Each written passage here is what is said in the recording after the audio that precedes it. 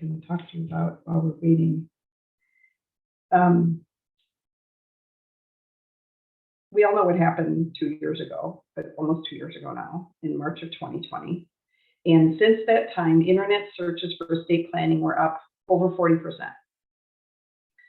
And so people are thinking about this more, and it makes sense because I think COVID-19 is a great example of how little we can actually control. And but we couldn't control things before then either. But it's just a really good reminder, and all the changes that have come since then, that some are related and some maybe aren't as related, but the world continues to change at a fast pace. And so people are more concerned with estate planning and protecting and controlling what you can protect and control. I think that's really important, especially when you feel like things are out of control. So today I'm going to get you started on tips about how your will or your or no estate plan might be failing you. And we will offer a couple free resources, like I said, to follow up with. And the most valuable one is the meeting that we offer at the end. And we did set aside some meeting times because our schedule gets booked, but we wanted you to be able to get in pretty quickly after the talk, because the feedback we've heard from people is that it really helps to meet with Dawn Thompson, who's the person that does the meeting, shortly after this talk, because it's fresher in your mind and it's easy to forget. Like, we know because we do it every day, all day long, but we know that it's very easy for regular people who are normal to forget. So we recommend that if you just be thinking about that option. So if you take the steps that I'm outlining today, I'm excited about it because you'll get ahead of 75% of people who don't have an updated estate plan. And there's some steps to get there. I think it's maybe easier than you think it is, but we'll just give you an outline to kind of get going in that direction. And then if you keep going, you will get ahead of 75% of people, and it will really help you out. So this is some of our law firm. We've actually heard a few more people lately, but we help families protect what's most important to them. And what we hear from people like you is what's most important is their loved ones, themselves, like your own care, and your hard-earned money. So all of those things, and it's usually, honestly, some people, probably most people say their loved ones. So we are here to help you do that, and we do that all day long. We helped, I don't know, a couple hundred people last year with their things. So are they on it, Serenity, do you think? Okay. I think I'm going to go ahead with this story because you guys have waited patiently 25 minutes. I will never forget how I woke up on March 10th of 1987. I heard the phone ring. This is in the days when we didn't have cell phones. And so it was 6 a.m. on a Monday morning. I ran down the stairs. And so I thought it was an emergency already. I heard my sister-in-law Barb's voice. So I was divorced from her brother, Joe. So when Barb called me at 6 a.m., I thought, oh, something happened to him. This is about my kids, and what is it? Well, Barb said, I'm sorry to tell you this, but Joey died in a car accident last night. And I was just stunned. If you've ever gotten this kind of a call or the knock at the door, you know what I mean. It was just a shock, and I just felt like an elephant was sitting on my chest. I couldn't believe he was already gone. And so my mind started going, and I started having to deal with this, with waking up my kids, telling them their dad was gone. And we just got thrown into the whole process of everything that happens when there's a sudden death at age 39 in a car accident. So it was very sad. And this is the age of my kids. This is a photo from that year at school. Ben was in 5th grade. I'm still tearing up. Monica was in 2nd grade. And so it was devastating for them. And we walked through years, and it's still hard for them, of course. But the whole thing was made so much harder because the estate plan was not in good shape. And Joe had an estate plan, which was better than most people. There were 2 problems with it. One, he had his divorce attorney do this prenuptial agreement, and he the attorney made an error and directed them to sign it in front of a notary, and actually 2 witnesses are also required. So he was not someone who was very experienced with estate planning, and a prenuptial agreement is an estate planning document. And so it was not done by an experienced estate planning attorney, and it was not up to date because he was separated. He was going through another divorce. And so as a result, there was extra contention. This contention, this litigation in court went on for 7 years. It went all the way up to the Minnesota Supreme Court. It was expensive. Thankfully, he had a key man life insurance policy to pay for this, and there still was some money left. There were 5 kids, my 2, and he had 3 more. So it could have been worse, but it was a horrible trial for the family. Relationships are still ruined, and it would have been so much better if he had gone through our smooth sailing system. It would have been up to date. It would have been done properly. And then we could have avoided, probably at least $100,000 of attorney's fees, a few years of litigation at least. And so I am really motivated because I know personally how hard this could be. I want your family to not go through what our family went through and what my kids went through. Even though I tried to shield them as much as I could, they still knew some of the stuff that was going on. So we're not going to go through the whole smooth sailing system today, but we're going to get you started so that you can learn about it and learn some pros and cons. And like I said, so you can be educated and empowered to do what's best for you. Okay. Are they still not on? Can they see that? Can you ask Serenity if they can see the slide? Folks, I just want my mom to see the slide. And so, I can show her later, or we'll do this again for Serenity, whatever. We will make this right with them. But this is a picture of my family and a few years back. Why is estate planning important? Why bother? I don't know why you're here today, but I find for most people, it's family, it's loved ones. It's not leaving a mess after you die. It's making sure your money goes to the people you want it to go to in a way that it truly helps them. So, and avoids extra expense and hassle. So if it feels like a drag working on this, which I know it can at times, for some people really don't want to think about it. If you think about it as just a really loving gift for your family, I think that might help you because that is truly what it is. And Dawn Thompson was just telling me the other day, so many people come in here with estates and they're kind of mad at their deceased loved ones because they left such a mess. So you won't be here to be mad at, but you might not want to leave that memory after all the hard work you've done leaving a good legacy. So you can really preserve relationships, get your assets where you want, save time, money, and hassle. And we see the problems every day of people who we'd much rather prevent problems than solve them, but we're happy to solve them too.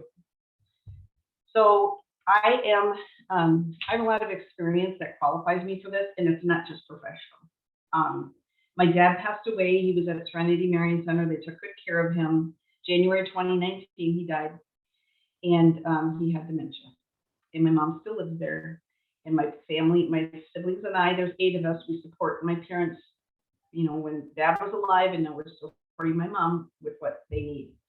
And that's why I got into estate and elder law, because I was interested in helping my parents, and it just went from there. So I want to help you all sleep better at night, knowing you've done what you can to protect your loved ones, regardless of the unexpected that could come in the future.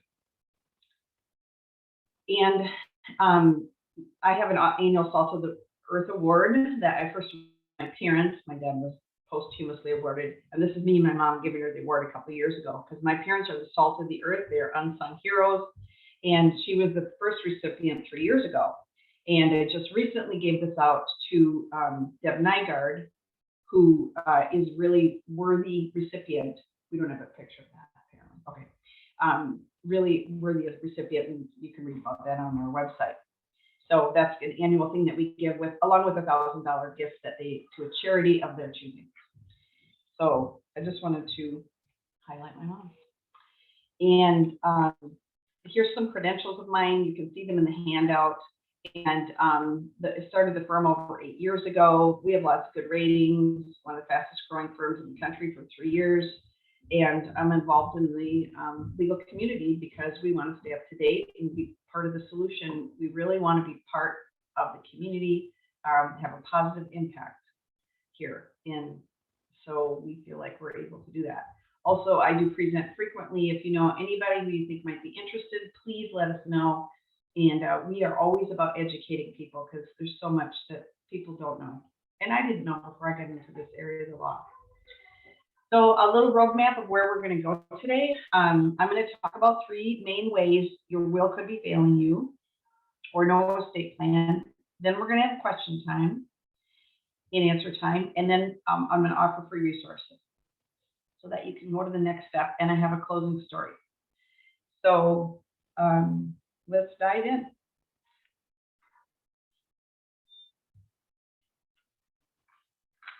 The first mistake is that wills do not avoid probate. A lot of people think if I have a will, I won't have probate. But wills are designed to be probated. It is definitely not automatic. There are some cases where you can avoid probate and you have a will. But it takes some good planning and things have to go right.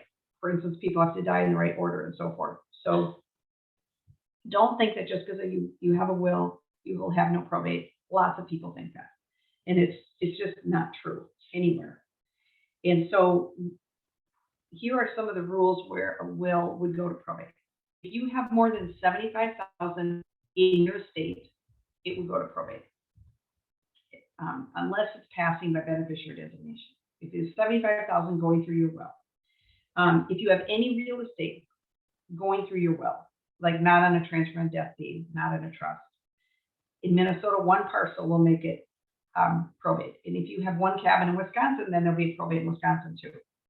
So these are Minnesota numbers, the 75,000. If you have minor children, it's likely to go through probate, even if you have a good estate plan. So those are some of the basic, more common reasons why a will would be probated.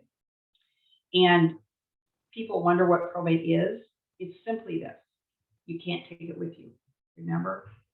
So when you die, there's things in your name. You have title to assets. We have to get them out of your name and into the name of someone else. Hopefully the person you named in your will or trust.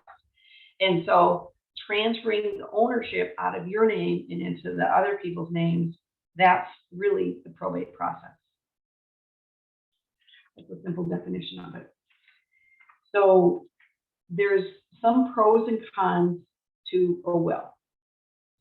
The pros are you should get the assets to the right people most of the time. The people who you list in your will to get the assets should get them. It's not going to go by what the state wants, what the statute says. It's going to go by what you want. Once in a while, there's some problems with that, depending on your situation. But most of the time, it works. Secondly, it's less expensive now. It's cheaper than the other option, which is a revocable trust with a will, because it's simpler. It's more basic and it takes less time. So it is cheaper. The cons is probate is likely. Now, if you take advantage of our life and legacy session that will give you opportunity at the end to sign up for, we can learn more about your situation and we'll be honest and tell you, sometimes there's people like, you only have $20,000 and no real estate. Like you could probably avoid probate with a will. Or no, you have property in 3 different states and you have $500,000, or you have a special needs child, or there's all kinds of different reasons we could say this could be a problem. This could cause a probate or cause other problems. So we'll be honest with you about that, but it's pretty likely in most cases that you'll have a probate with a will. Probate's cost, we just say kind of plan on about $5,000 for a pretty basic probate. It's time-consuming hassles. People do not like dealing with them. I told you that people will get mad at their loved ones who made them go through probate. Your information is public. You'll get solicitations, and pretty soon the courts are going to have all that stuff online, easily accessed to see all the documents, so people can see how much money you had and where it went. And transfer and death deeds don't always work. I'm going to talk about this briefly, but there's multiple problems with them. they can work great to avoid probate. So let's say you just have a will and you're going to have a probate because of your house, so you taught it to your kids and you file before you die, and then after you die, they're going to transfer it to their name. So some of the problems we've seen are if you taught it to your kids and one of them predeceases you or dies in a car accident with you or something, and it goes to their spouse, their share would go to their spouse, and you really wanted to go to the grandchildren in trust. So it can't do that. It can't do any kind of sophisticated planning in a TOT. There also was a recent case, the stroke case out of the 8th Circuit last year, where a guy left his house to a niece, and his old girlfriend burned the house down after he died. I think she might have been mad she didn't get anything. And it was still in his name, the decedent's name. And the court ruled the insurance company didn't have to pay anybody for that house because he was the insured. So you know, it can take months to get a house into the name of your beneficiary. And if there's any kind of loss in the meantime, this case is now saying insurance doesn't have to cover it. So there's multiple problems there can be with TOTs. And again, we can kind of assess and tell you if you have 8 kids or 6 kids, you know, if you put them all on the TOD, then them and their spouses, which could be 12 people, need to cooperate and agree on the price and the selling and agree on selling it. And a lot of times that's not feasible. When they work great, but we help you assess in your situation how good would they work. So those are the pros and cons of the will. I'm going to talk about now the pros and cons of a revocable trust, which is also called a living trust. It's the same thing. And so the pros are trusts are designed to avoid probates. Trusts hold your assets and they don't die. So if it's all done properly, they should avoid probate. It's private, so you don't have to worry about the court being involved, public records, all of that. I actually know somebody recently who did a trust for this reason. They knew somebody would really want to know how much money they had, sue for more money, so they avoided that. They're great for incapacity. We will talk about a power of attorney for your finances and a healthcare directive before you die. It's super important if you lose capacity, which most of us probably will at some point. But a trust is like a whole nother level. It's more sophisticated and it works better, and banks accept the trustee relationship. They often refuse perfectly good powers of attorney, especially the bigger banks. Assets will go where you want. If people don't die in the right order you expect, or something unexpected, somebody develops a chemical dependency for a while, or somebody develops a special need, all the if-then scenarios, we can build them into a trust so that it will go the way you want it to go, no matter what happens. It's one of the best things. If you have a taxable estate in Minnesota, if you have over $3 million in your estate, and you might have more than you think when you add everything up and add in inflation and increasing values, then there's a estate tax for Minnesota. And if you're married, a trust is really important to double that exemption from 3 to 6 million. Also, trusts always provide protection from creditors, from divorce, from bad financial decisions. Could be some of your descendants fall in any of those categories, and that protection is already there. The cons are it's more expensive to draft because it's more sophisticated. It takes longer, and it takes a little more time to move assets to trust. But typically, you're going to save much more than you spent. The cost of a trust is equal to or less than the cost of one probate, a simple probate. So it's kind of a pay now, pay later decision sometimes. And again, we'll educate you in that you can weigh for you the pros and cons of a will and a trust because they are individual. So here's a step you can take if you want to just kind of take the next step in this. Complete a navigation plan that we're providing to you. And this gives a bunch of information for your loved ones. It's about 4 pages on 2 sides. We give that to all our estate planning clients at the signing, but we're giving that to you today. And if you complete this, it will be a really helpful thing for your loved ones who won't come into our office mad at us because you left a mess. And then you want to, of course, tell them where it is so they can find it.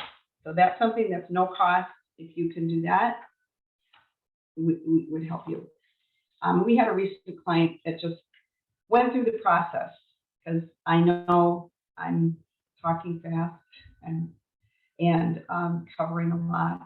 And you're kind of wondering, well, what about a person who's not you doing this every day? What's the experience like? And this person said, there's a friendly staff, we're thorough and easy to navigate estate planning process.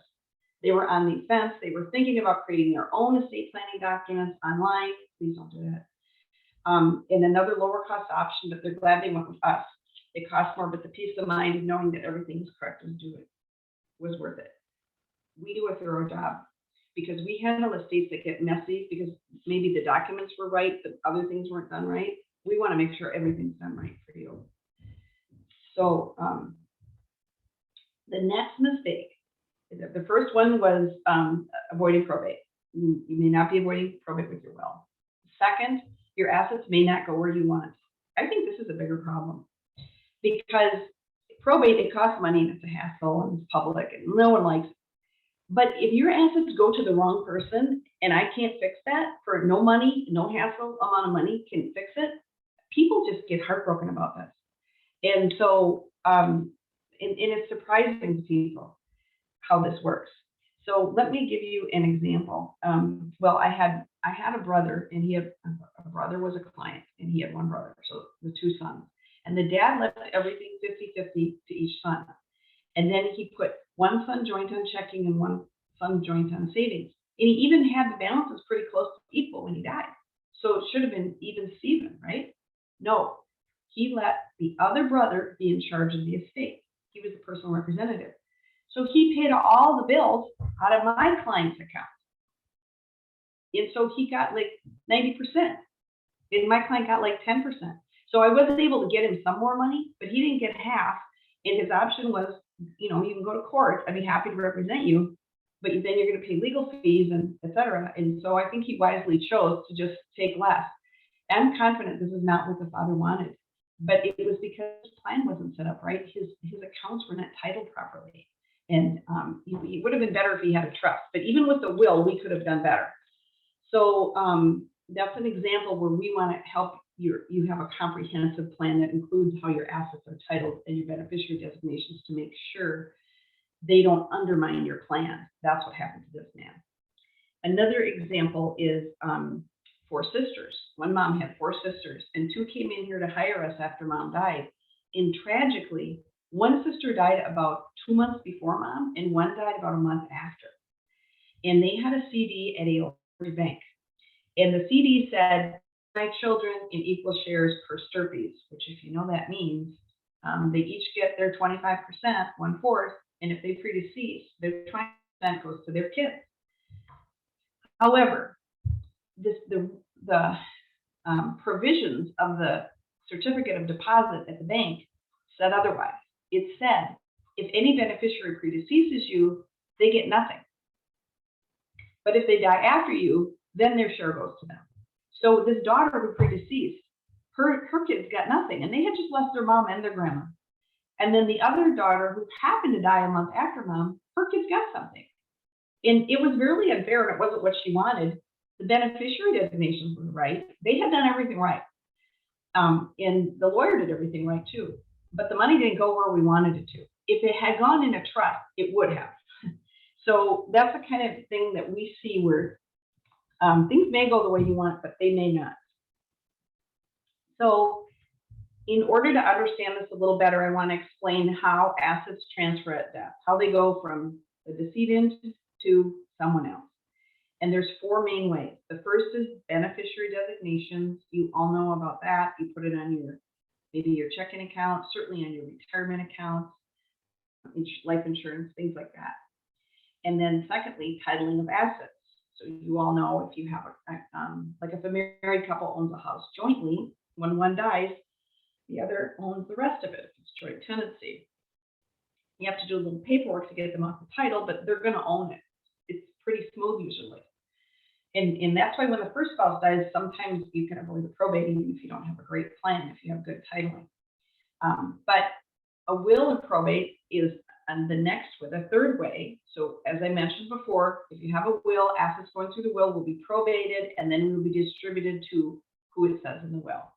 And the last way is through a trust.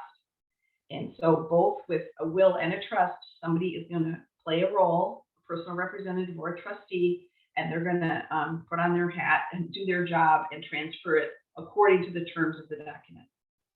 I think we're missing the trust. There you go. There it is. Are you watching the chat? There's 26 chats. Okay. I know I said a lot. This is one thing I want you to remember. This is surprising for most people. Your beneficiary designations and the joint ownership of assets both trump the will. So if your will says, like say if my mom says, I want everything to go to my 8 kids equally, but she has me joint on the checking account, when she dies, it's my checking account. Now, I might do the right thing, but it doesn't always happen. So, and same with beneficiaries. The story I told you about the CD, it just doesn't always work. And same with the guy with the 2 sons. It doesn't always work. We need to make sure that not only your documents are right, but your assets are titled right and your beneficiary designations are right. You want to work with an attorney who will help you do that. And we do that. It's really important. So, and it's important to get advice from your lawyer about how to do them, not some other people who didn't direct your plan. So the next thing you could do that would move you forward is to complete an asset summary. We do these for all our clients, and but you can get started on your own, and we'll provide you with the form we use. And so people find this a good exercise to look at, how things are titled and how much money I have, and this would be very useful for your loved ones who have to handle your estate, or if you get incapacitated and they're just handling your finances. It would be very helpful. So that would be a good step to do. Kind of like a financial statement. Here's another client who is happy to work with us because I'm so happy because we try to do this. Your information is understandable and helpful as we think through the details of our trust. Because you're in the driver's seat. We're just empowering you to make the right decisions. We're not condescending in any way, and don't overwhelm us with legal statements. That's just great. So thank you.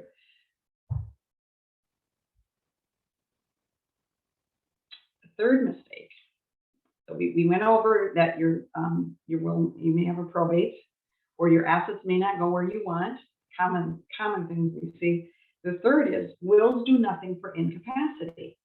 So wills are all for after you die, and they do nothing for before you die if you're incapacitated. Like I said, most people will be incapacitated at some point. That's just what numbers are. It could be permanent or it could be temporary. Really, and I'll tell you, everyone over 18 should have the paperwork I'm going to talk about now, because the cost is very high if you don't have it and you need it and you have to go to court. So you can put in the chat or raise your hand if people in Serenity can hear me. If you are worried about what might happen in incapacity. And I've had clients recently ask me, they were in doing some documents, and they said, now what about COVID? How is this working? I'm hearing different things. So it seems like there's more concern than ever. But if you're concerned, please raise your hand. And so if who's making your decisions for healthcare and finances is important to you, then you want to listen to this part. So I want to take you back to a client that I had when I first opened my firm, Pete. I'll call him Pete. And he called and said, oh, my wife has early onset dementia. They were only about 60. And it was diagnosed about a year ago. And the whole time Pete was like thinking, I need to do our estate. But he hadn't done it. He was still working full time. And of course, they had so much to deal with the dementia diagnosis. And so, unfortunately, though, in the previous few weeks, she has taken a sudden turn for the worse. Her capacity was down, and they had just been to the doctor the week before, and it was all confirmed. And he said, I'm so afraid it's too late. She can't sign anything. And so I just talked to him, okay, let me help you. Why don't you both come in and we'll just have a conversation. And during the conversation, I'll be assessing her capacity, but she won't really know that. I'm not going to give her a test. I won't answer who the president is or anything. I'll just talk to her and figure it out. And so we made an appointment. And then he called back and he said, I can't make her do it. Those tests that we get the doctor were just so grueling.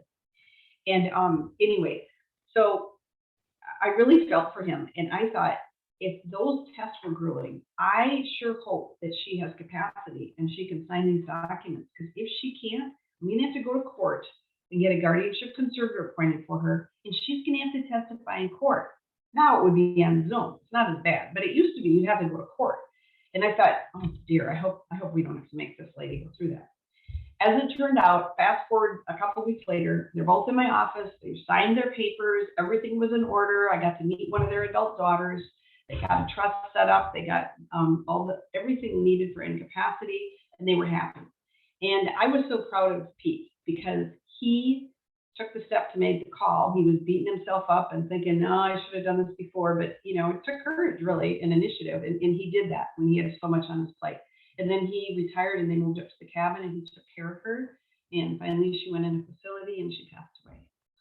So the point is that he called and they did do the smooth sailing system. And I have to say, in COVID, it's super important to have these. We are getting calls from people. We are doing more guardianships than ever.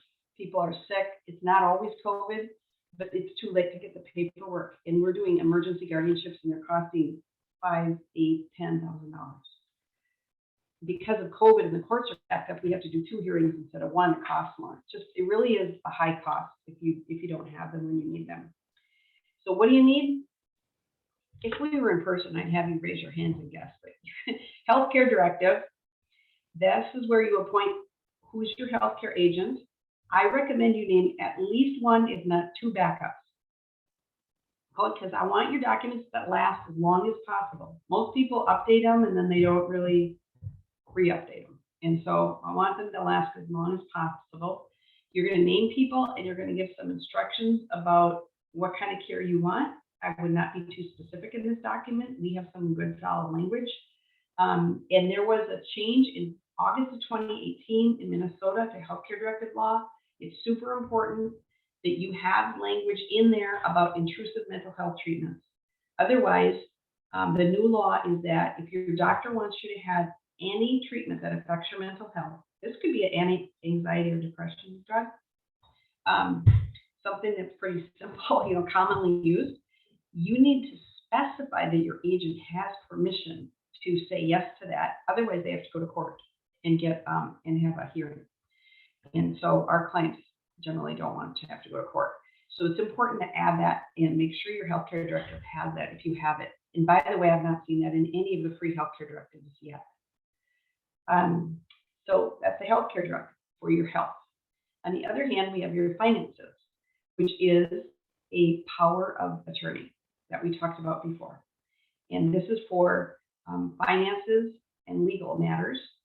This person can handle your affairs while you're incapacitated. This power ends when you die. Usually people have the same person be their power of attorney and their personal representative in the will and or trustee. So somebody who's good at finances and legal would be good to do. And there are professionals who do this for fees, and we can help you with selecting one of those if that's what you want. Sometimes choosing the people is one of the hardest things. And I would not let that hold you up in doing a plan because we can help you work through that. We understand that it can be a tough decision. So the power of attorney, the third one is, so a healthcare directive power of attorney. This is new, digital asset authorization. This is important. So you want to have one of these. This is also from 2018. The RUFADA Act was adopted in Minnesota and it's swept across the nation. This gives the people you're appointing access to digital assets. Super important because even if they have their passwords, which they should, and we give our clients a form to put passwords on them, but passwords alone don't give you authorization. And these big tech companies, they do not give authorization. There was a couple from Minnetonka area. They had an 18-year-old son who went to the U of M, and tragically he died the first semester. And they found him frozen outside, and it was a very cold night. And they weren't sure what happened, and they wanted access to his phone, and the Apple wouldn't give it to him. And was it Apple? Yeah, I think it was. And they couldn't get his laptop. The laptop for sure was Apple. And even though they paid for the phone, they paid for the phone service, he was over 18 and he didn't give a digital asset authorization. So that couple was part of pushing for this in Minnesota because it didn't exist before, and it's important. So we want you to have all three of those. And so here's just another testimonial from a client. Mom had moved up from Florida, and we worked with her and the daughter, and she really felt like we were welcoming and we weren't in a typical lawyer's office. That just makes my day. I felt like we were with friends, and they made sure we had the correct POA and trust we needed. Yes, this client passed away now, but she did lose capacity, and the bank even got involved. But what happened is it went pretty smoothly, and we got a professional fiduciary involved too eventually. But it went well as she had planned. And that was great. A lot of times when you move from another state, you should consult a local lawyer. You might have to redo your paperwork, for sure, your incapacity paperwork, possibly your trust. So you have been listening to me do a lot of talking, and now it's your turn. I can answer questions. I have some from the chat. I can read a couple of them. Okay. So one was from Eric, and he asked, do irrevocable trusts avoid probate? Okay. So irrevocable trusts are different. An irrevocable trust is really like a gift. It's a gift. It's a way of making a gift. So they avoid probate because they're not in your name. You gave it away to someone else.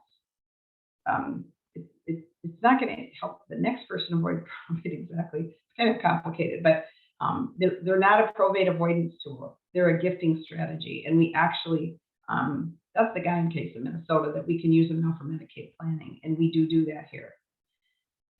But they're two different things.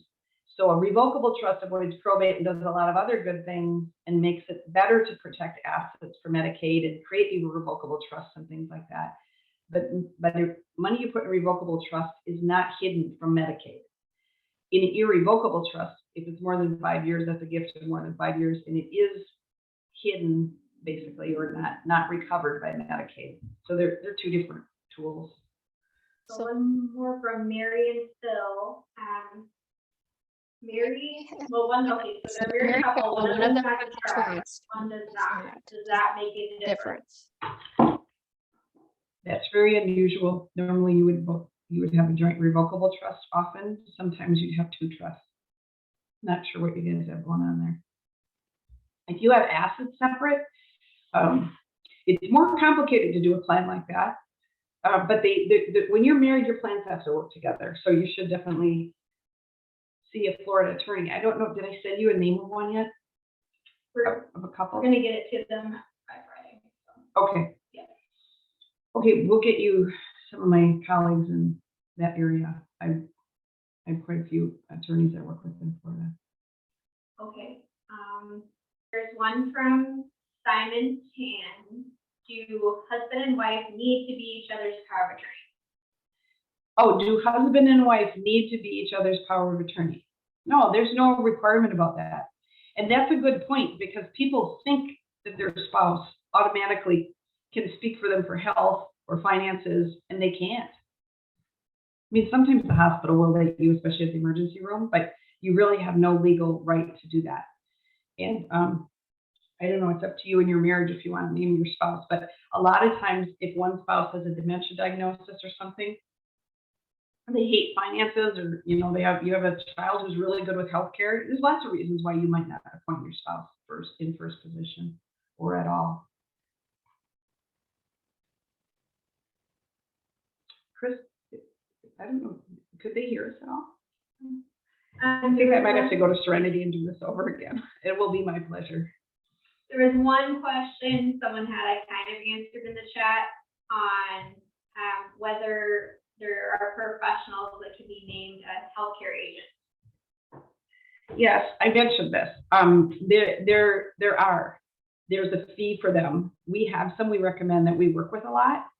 And, we can give you, a lot of times what we do is talk to you a little bit, make sure it makes sense, give you a list, and you can give them a call and talk to them and see if you like them. Kind of depends on the situation, but that's a great option. That was about it for the chat, so we can see if anybody else has questions. We should maybe just go on because it's past 11. Because we Okay, there's one more. Okay, one more question, then we'll move on. I know we started late. We're going a little over. I'm sorry about that. So we have one more from Sue. She says, if you have a power of attorney, can they use it if you're not incapacitated? Sue, that's a great question. We usually use the statutory short form power of attorney. And yes, they can use it if you're not incapacitated. And we talk to you about that when we work with it. The reason we use that one is because it is required by law to be accepted by all financial institutions. And I already told you one of the big problems with powers of attorney is financial institutions don't accept perfectly good powers of attorney. So that's why we like to use the statutory short form the most, and it is effective immediately. So if you were in Europe for a month and you're closing on a house, you can have your power of attorney can sign for you.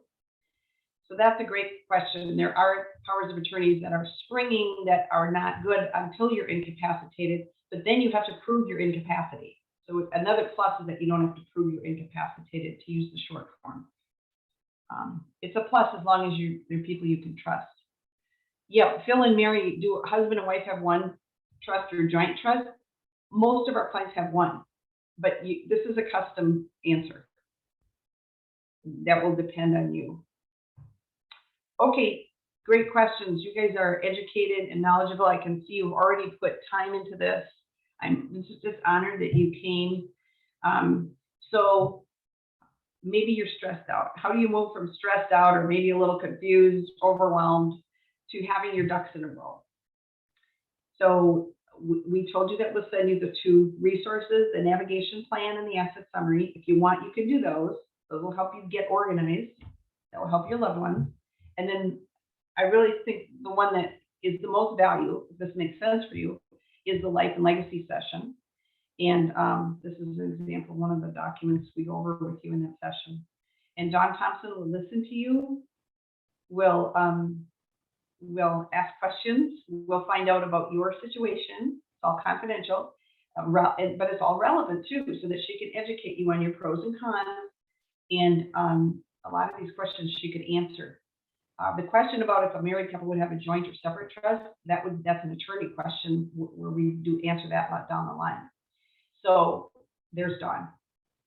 Listen to your goals, identify gaps in your plan if there's any, educate you on your options, estimate costs, explain the process, answer pressing questions. That's what that's for. We can do it over Zoom or in person. And I think at least one of you has a call this week on that. Already has one set up. So, and these are our legal team, Michael, Richard, and I. And Michael and Richard do most of the legal work now. And so they are all great. Michael and Richard are great attorneys. We have a great team. And so Gabrielle will be in touch. She's the one that's been holding this all together and today. And she's the first client for first contact. So she can answer some questions, get you set up with Dawn. And so if you want to schedule right away, because we set aside these appointments, how soon are they? Are they this week or I guess it's? We have them set aside for next week, not this week. Okay, next week. So while it's fresh in your mind. And then you can private message her in chat. You can call her. You can call her number. You can text me too. You can text her. We text now. Yeah. And we already put that up on the screen. You can go to safeharborstatelaw.com/schedule. What you want is the life and legacy session. That means estate planning. Thank you for Serenity Marion Center. That is a remodeled area they're showing where my dad got to live before he passed away. That's where I didn't know that was the slide you're using. That's where he was. So it's a wonderful place. And we're just honored to partner with Serenity very much. And nice location too. I hope they were able to hear some of it. I hope they were. Don't worry. I'd rather come in person and see their face. So now my closing story, right? Mm-hmm. So thank you, Chris. If we have time, we can do the closing story. Yeah, maybe I'll skip it. It's 11:07. There's 20 people left. Yeah, I just want to say that years ago, I'll do it quick. Okay.